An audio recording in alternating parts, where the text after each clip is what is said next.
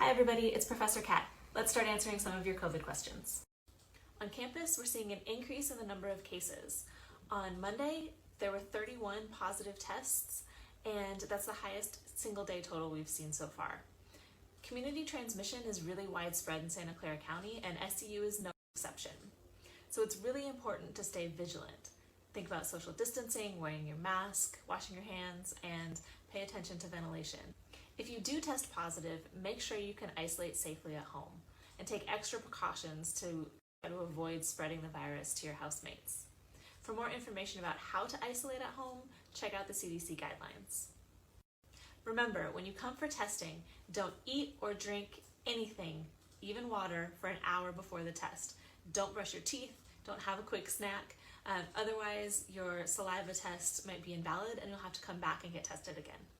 If you've tested positive and recovered, please wait 90 days before you come back for another test. You might continue to test positive for weeks even though you've cleared the infection and you're not infectious anymore. As long as the case has completed their isolation period, yes, it's safe to see them. If the case was asymptomatic, that's 10 days after the positive test. If the case did have symptoms, it's 10 days since symptoms appeared, 24 hours with no fever, and also improvement of other symptoms. Although the vaccine is 95% effective after 2 doses, it's really important to keep up our prevention practices as long as community transmission stays high. I'll feel a lot better when my parents get the vaccine, but I'll be telling them to stay home as much as possible until community transmission drops quite a bit.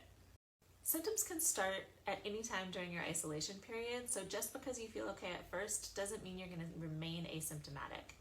And even if your body could be okay going for a run, you really shouldn't be leaving your house if you've tested positive. It's not just about you, it's about protecting the community. So if you've tested positive, exercise at home. Right now, gyms can only operate outside. For gyms to allow people inside, we have to drop down to the red tier. We can enter the red tier when transmission is below 7 cases per 100,000 people per day. Right now, we're at 59 new cases per 100,000 people per day. So it'll probably be a while. If you want more information about vaccination, check out the county website.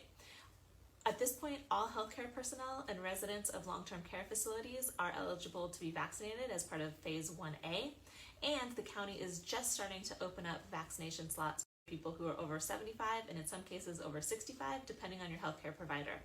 The county website has information about how to request an appointment if you're eligible. Thanks for watching. As always, swipe up for more information and submit your questions here. And don't forget to wear a mask, wash your hands, keep 6 feet away from people outside your pod. Stay safe, everybody.